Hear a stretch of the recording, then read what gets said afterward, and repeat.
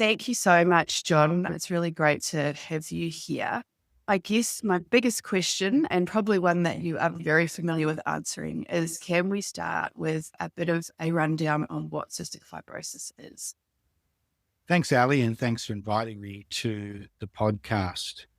Ali, cystic fibrosis is the commonest inherited life-shortening condition in childhood that affects lots of different organ systems in the body. As you can guess, because I'm a respiratory physician, the breathing or respiratory system is really probably the most important system there, because cystic fibrosis damages the lungs, and that is predominantly what is life-shortening about cystic fibrosis. But it's more complicated than that, because the gene mistake, so we mentioned that cystic fibrosis is an inherited condition, which means that both the father and mother must have a CF gene mutation to have an affected child. Not every time, and I'm sure you'll explain the genetics and inheritance a little more deeply. But if a child is affected, then the lungs will be affected with recurrent chest infections that damage the lungs.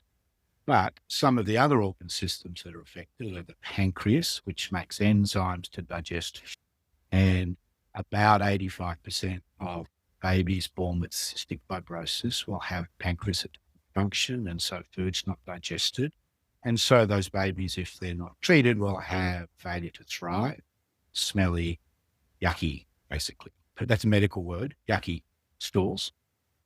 The CF protein is also in the liver, so that can cause troubles with liver disease. Occasionally that presents as jaundice in a baby that just doesn't get better. But more commonly, it's something that just sits there and trundles on. Most adults with CF would have abnormal livers, but it doesn't cause them a measurable problem through most of the childhood of someone with CF, except for a handful of kids. So 1 or 2% with CF would have liver failure as their major problem with cystic fibrosis. So we have the lungs, we have nutrition from the pancreas, we have the liver affected. The gut can also be affected too. So it has a similar lining to those other organ systems.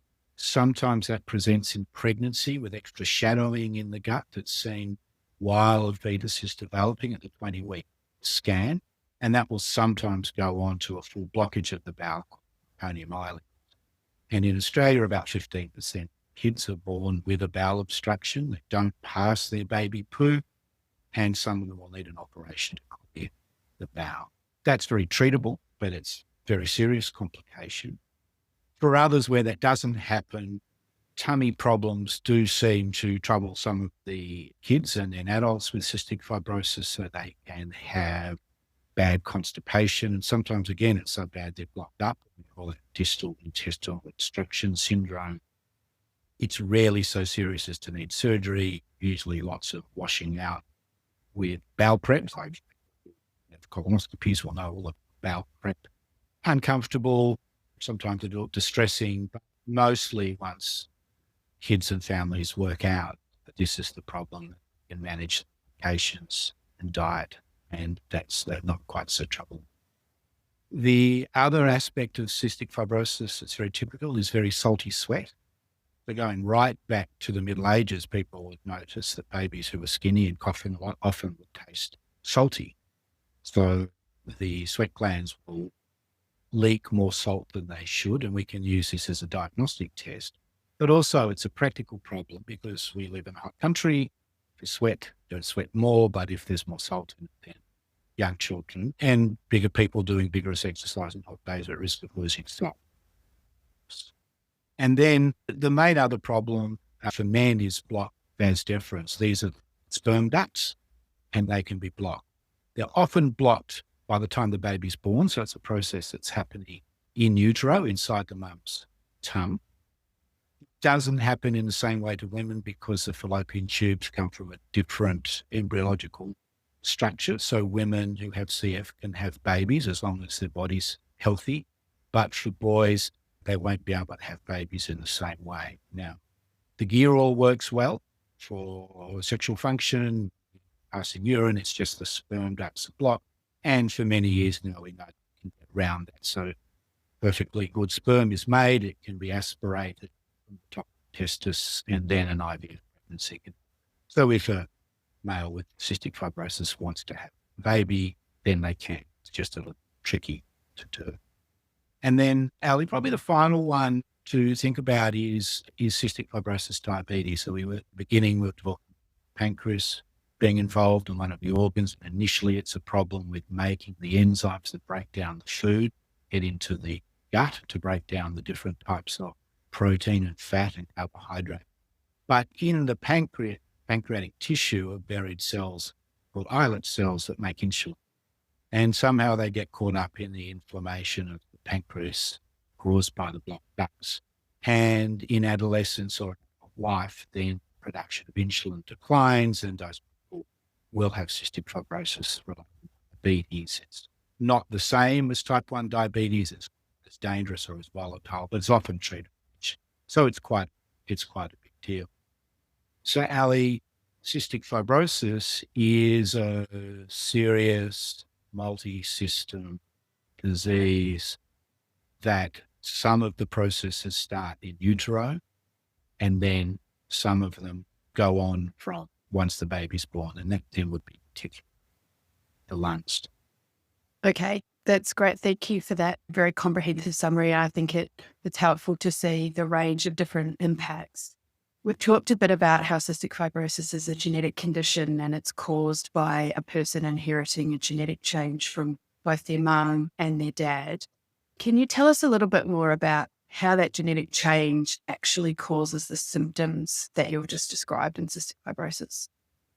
Thanks, Ali. And that's a really good question. And for scientists, we seem to have developed a model that works very well. So that gene is making a protein. That's generally what genes do. And protein called. Now, you only have to hear this. You don't, but the audience only have to hear this once in their life. The cystic fibrosis transmembrane conductance regulator protein. There you go. I got it out.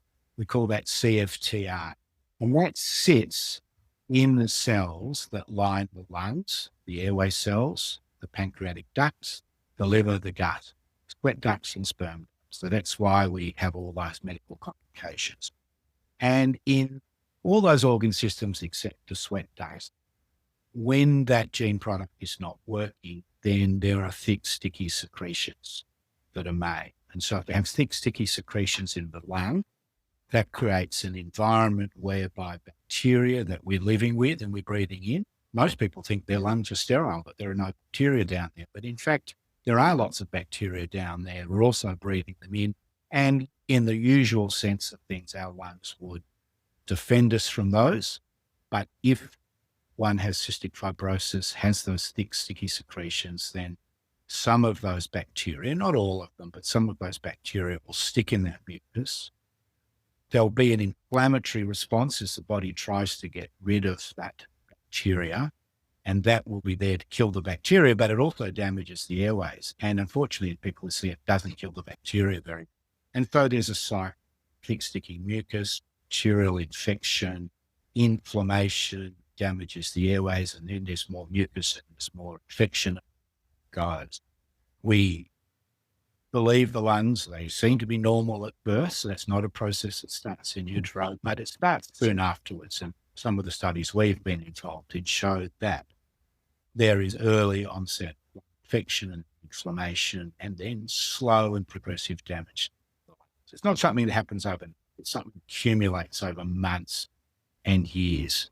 And that model of thick, sticky secretions is the same in the pancreas, in the ducts. It's just that for most kids that's happening in utero. It's blocking the ducts. The enzymes can't get out. So that pancreas, it's food.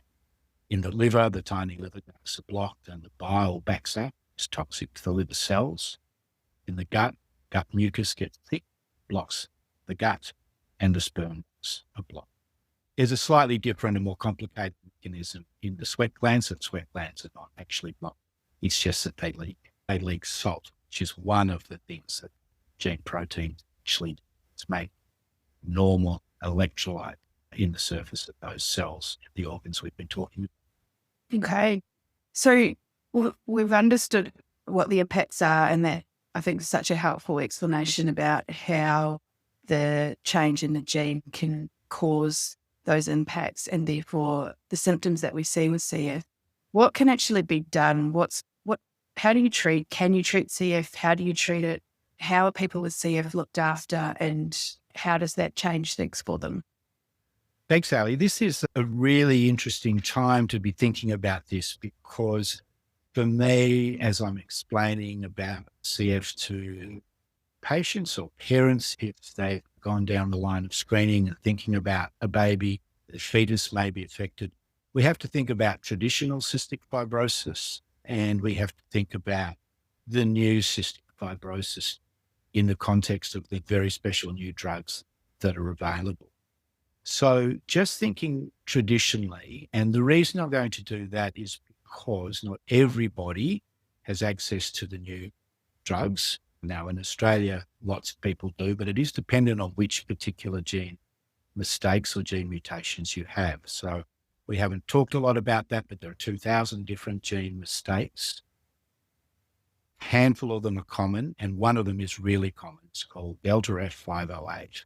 And that gene mistake is responsive to the new medications, but not everybody has that. So about 10 or 15% of people won't have that common gene mutation and therefore won't be responsive to the new drugs. And occasionally somebody will be able to have the new drugs but just not respond, or might have side effects. It's not a common problem, and therefore there might be 20% of people that are not going to be able to these drugs, and it's worth just seeing efficiency.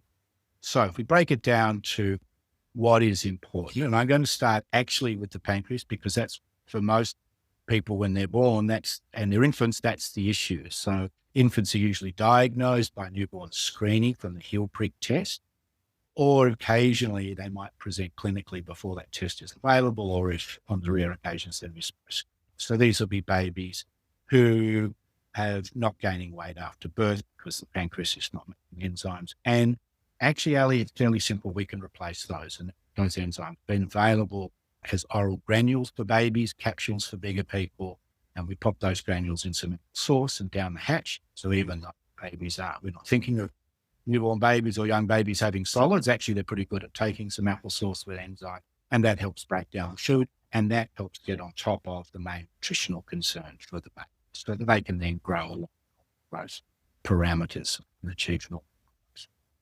That, though, is a lifelong problem, and infants will progress from granules till they're actually surprisingly young, 3 or 4, take them as capsules, where they're effective as capsules, and then adults, all the way through to adults. And with each meal or snack, then those people could be having enzyme replacement. And it can be a bit of a problem in early childhood when kids go to school and don't necessarily want to take tablets in front of other people. But usually we can support kids. So that's quite a treatable problem. The kids will lose salts in the sweat, and so we can replace that with additional salt. And similarly, some of the fat-soluble vitamins will be kids with cystic fibrosis, and then adults as well will have fat-soluble vitamins. So those are the important, but really very readily treatable complications of cystic fibrosis. Really where the effort and thought and concern and worry is in the chest, as we explained, the thick, sticky mucus, there's infection, starts early and then progresses through process.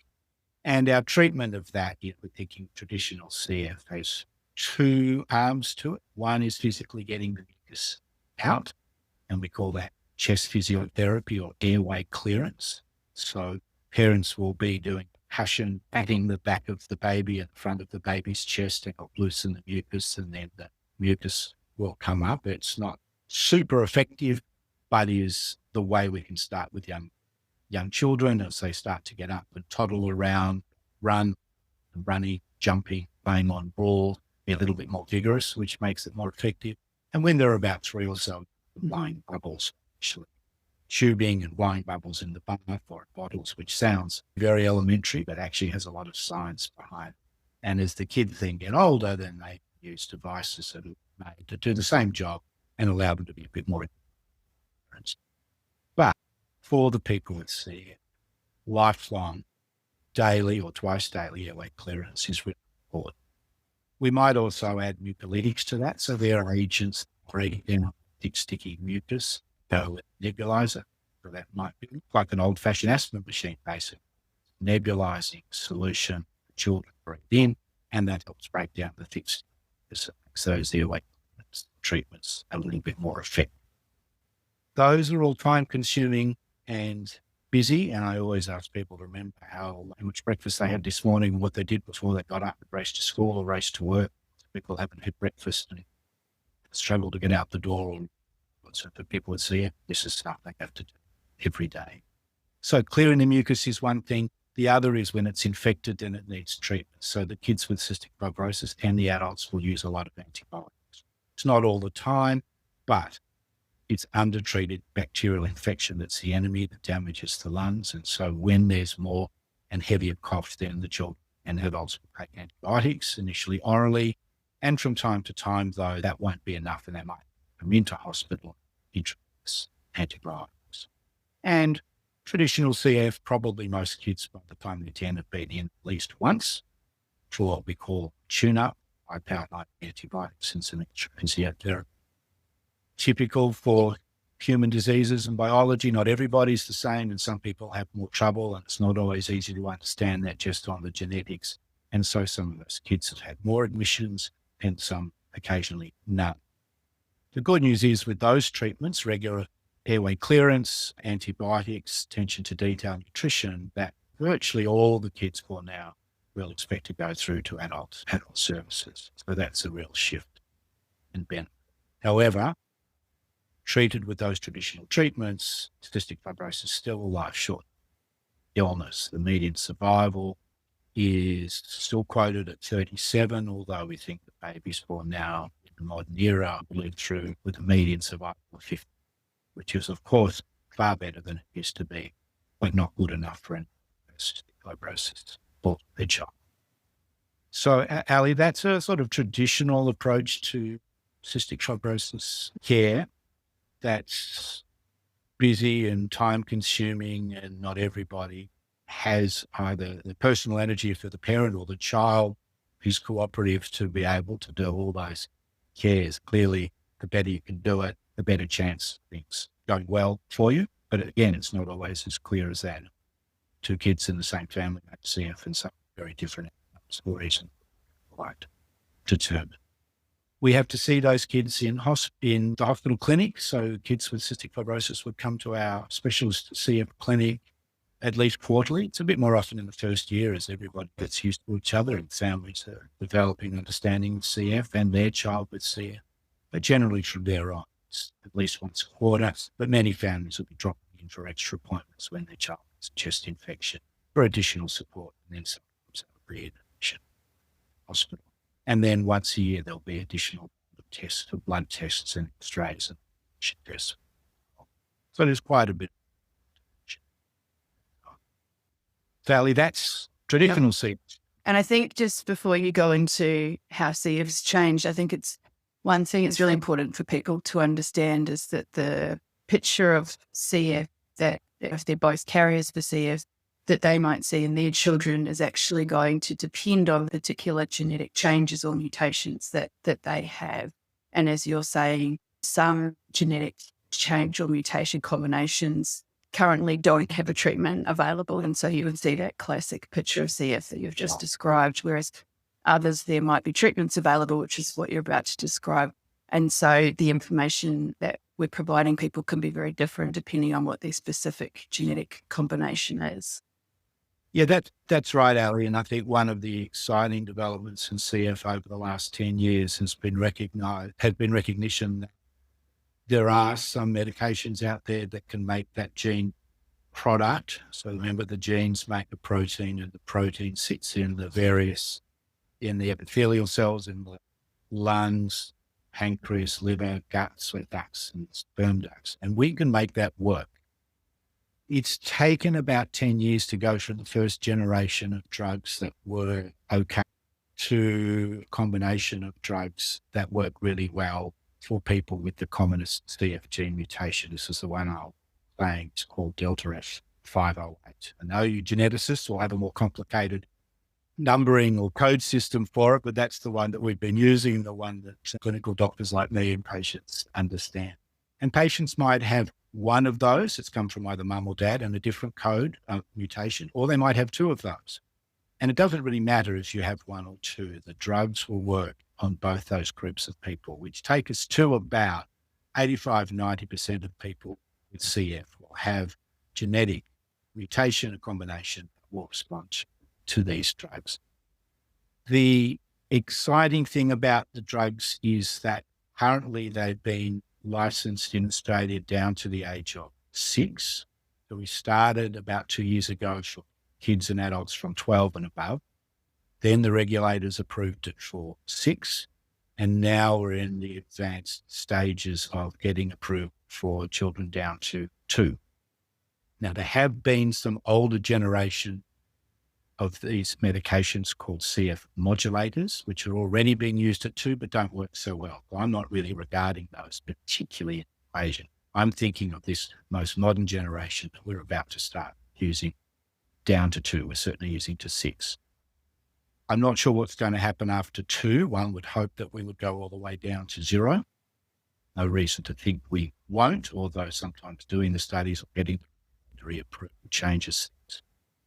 It's not the end of the world for those people with CF if we can't get it down to below 2, because our current treatments through identification early and talking about do allow us to keep the kids pretty well until they get to the age of 2 or even 6. What these drugs do, though, is make that CF protein work. So it works as a transporter of an electrolyte called chloride, which is part of salt. Sodium chloride is salt, so it makes the chloride part of that work. And that then changes the thick, sticky mucus in the airways to be much less thick and much less sticky and much more like normal. Ali, it's probably not completely normal, but it's substantially better. And the environment down there in the lower airways is less stickier, much less conducive to bacterial infections, or when these bacterial infections, kids respond to the antibiotics. And this has really been a game changer for so many people with cystic fibrosis and people who've been really struggling with thick, sticky secretions, with difficult airway clearance programs with lots of antibiotics, lots of admissions, and many of them have been turned around. Substantial improvements in function, their quality of life, their weight gain, and even the group of kids who actually were pretty well with normal lung function, normal weight gain, have actually felt better, or as I like to call it, betterer, because they didn't know that they weren't feeling good, and they feel even better. So some of them even have 100% lung function, and now after the drugs have got 110%. And the kids have had good weight, and there's a few kids who are actually having to put on a diet because they've gained so much weight. And fascinatingly, as a way of understanding that it's really working, that the sweat salt levels, sweat chloride levels go really low, back towards the normal range. So this combination is marketed as Trikafta in Australia, and it's made substantial difference to people. Now, that's been for a lot of people who are very sick. Not everybody who's had advanced CF has responded as nicely, but many have. Most people with moderate disease have responded well, and lots of people with mild disease have responded, and what we anticipate is people with very little clinical expression of disease, so very little damage to the lungs, will prevent damage to the lungs. And in a few occasions in kids, we've seen reversal of early lung damage, which has just been unheard of in cystic fibrosis. So we expect these drugs to add decades of life to the kids. So remember, we were thinking that maybe a child born today with traditional treatments, the median survival might be 50. But with these treatments, it's been decades in excess of that. And I think, to be honest, that's with what we've currently got. And that's with what we've currently got. And we know that the company that's making this product is actually trying to modify it so it works better, and also so that it might be able to be given once a day. The good news is it's a tablet. So currently a tablet taken twice a day. with really not much in the way of side effects. Kids might have their eyes tested occasionally. People develop cataracts. I think that's even becoming questioned. Occasionally, people's liver function might be elevated by the drug. So it's a little ironic given that we're hoping that these drugs will stop the development of liver disease. But that the liver increases for some people have meant they've had to stop, but not many. So it's been a real game changer. I think it's changed the way we think about CF. Ali, what we don't quite know at the moment, though, is how little CF treatments we need to do. So knowing that most babies will be born and need the enzymes, they have to still take their enzymes, but people seem don't need to take the salt replacement anymore. Generally don't seem to need to take the vitamin replacement. A lot of them, we tell them to do their airway clearance and chest physio, but they don't because they feel good and their lung function's good. CAT scan of their lungs doesn't show damage, and so it's hard to make them do a time-consuming airway clearance. We're still very strong that if they have a chest infection or productive epidemic, they take antibiotics and do their airway clearance until it's gone. But we haven't yet really found out what's the sort of minimum set of interventions you might need, but we're certainly finding much fewer of the kids are in hospital, much fewer antibiotics, fewer of those extra clinic appointments. And probably in the next few years, we'll be able for these people on these modulators to back down a little bit and not even need to see it quite so often in the clinic. So it's really a substantial difference. I'm just going to turn my phone off. Quite amazing. So it's really a substantial difference in the life of those patients with CF. It's amazing to hear that there've been such significant developments, and I can only imagine that in your role, it must be wonderful to see, having dealt with people with cystic fibrosis and looked after them for such a long time, to be able to see such significant changes and see people being much healthier and more well than they had been before. One of the obviously reasons we're doing this podcast is to try and talk about carrier screening and where carrier screening fits into this. And you and I have both seen couples who find out through carrier screening that they together, their kind of genetic combination together would mean that they have a 25% chance for each pregnancy of having a child with CF. When you're talking to couples today and say they do have that genetic combination, that would mean that there would be access to treatment for that child. How do you present the sort of the day-to-day picture of what everyday life might be like if the child had cystic fibrosis? And in a nutshell, what would you cover off? Yeah. Ali, I would do it actually fairly similarly to the way that we've just discussed. I would say there's traditional CF, and I think that sets the ground for why we think that screening is important and why we're including CF gene mutations in our screening panels, because it's still a serious disease. I think that we at the moment can't guarantee that somebody is going to respond to those drugs. We can't guarantee that somebody won't have side effects. And as we stand today, Ali, we don't totally know what the long-term future might be with those drugs. So it seems that some of the earlier generation of modulators been around for 10 years, still seem to be working quite well. Remember, those weren't as effective as these ones, but we don't totally know what might happen long term. We're hopeful there'll be newer and better ones and maybe simpler ones to use, but we don't totally know. And I think, Ali, that families who are thinking about making a decision still might feel that at the moment, life with CF and the modulator therapy, albeit far better than life without it, if you're not lucky enough to be able to have those medications, is still a medicalized life and still carries with it the risk of following the more traditional pathway. And so I think families have to have the information and value that in only the way that a couple planning a pregnancy can value, and to try and deliver that information in as value neutral way as possible. Traditional CF, new CF, the uncertainties in a sense of both, but greater uncertainties, of course, with the traditional CF, but that we don't totally have it covered in the new circumstances. And then families have to go away and mull that over. And I don't think that necessarily makes it easier. some ways it can help by bringing CF into what might be considered for some people a less severe disease. Although, of course, for some it's going to be the very severe disease it always was, at least in the immediate time frame. So we're at a really interesting point in time because I guess we're moving from a space where most families found out about CF when the child was diagnosed around birth. And we're shifting now to the prospect of people finding out about this before they have a family or an early pregnancy. Can you tell us, before we talk about that, can you tell us about newborn screening for CF and how most people are currently diagnosed and how that works? So, Ali, all states in Australia, and in fact, lots of places around the world, such as Europe, lots of North and South America, will have newborn screening programs that were developed in the 1960s to pick up all sorts of complicated diseases. Cystic fibrosis was added to that somewhere between the 1980s and the early 2000s for most places. It's the heel prick test. Most new parents are familiar with, taken upon day 2, 3, or 4 of life, including if you go home very early with the baby.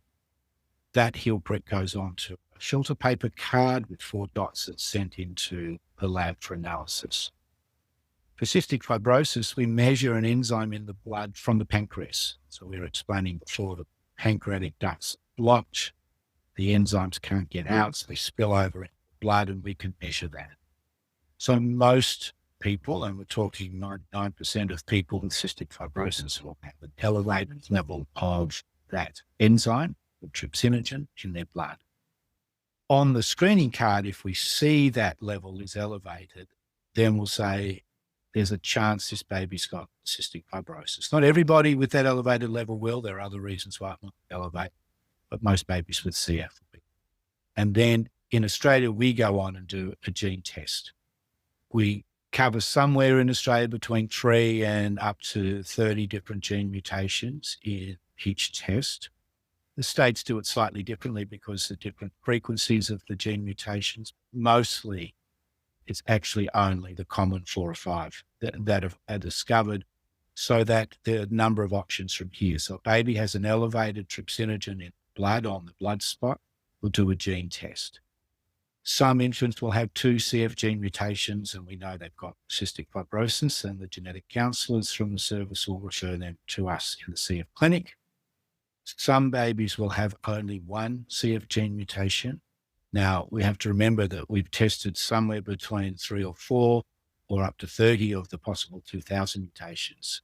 So the other gene, which has a negative result, may not truly be negative. We don't know. So what we're trying to think is that infant a carrier with just truly 1 gene mutation for CF, or do they actually have a second unrecognized one? So those babies will have a sweat test where we measure the levels of salt, particularly the chloride part of salt in the sweat. And if that's elevated, then there must be a second CF gene mutation, and genetic technology means we can go and find that.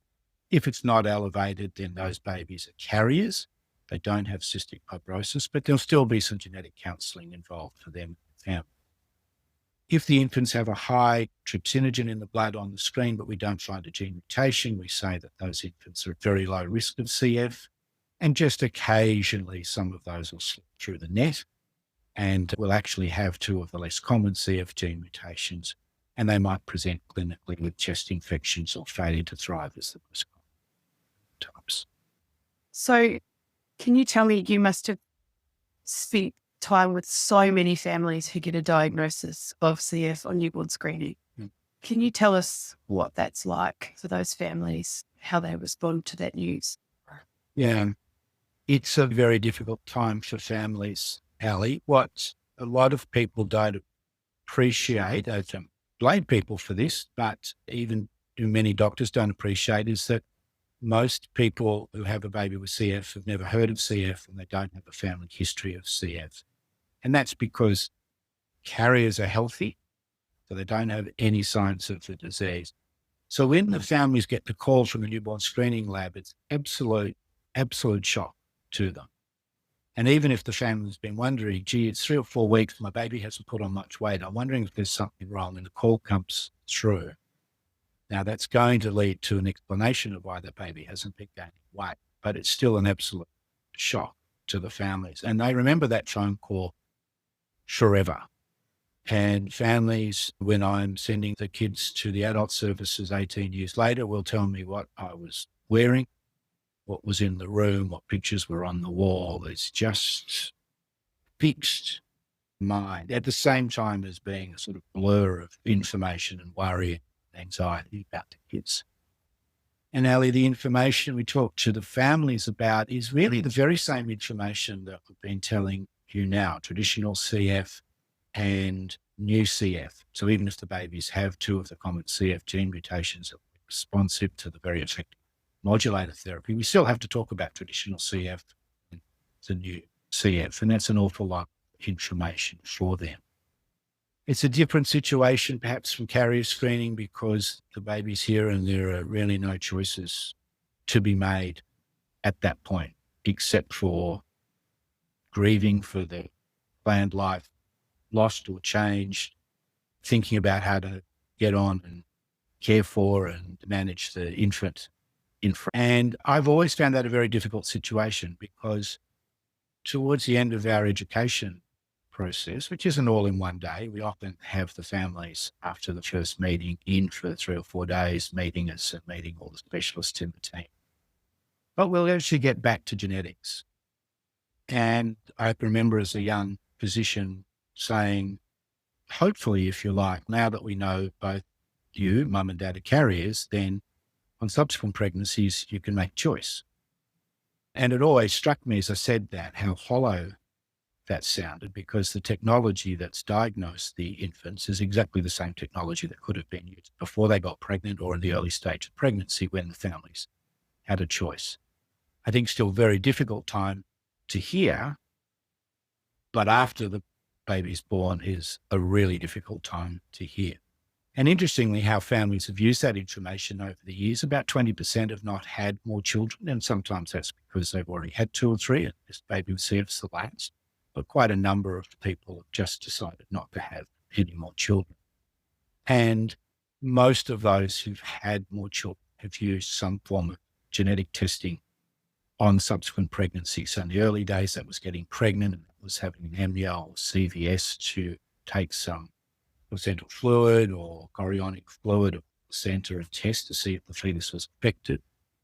In more recent times, people have gone down the track then of having an IVF pregnancy, creating embryos and then taking an embryonic cell once the embryo is divided to enough cells and testing each of one of those cells from each embryo and seeing if it's affected, and then deciding to not use, if you like, it sounds very instrumental, but the affected embryo and only use the carriers or unaffected for the IVF pregnancies.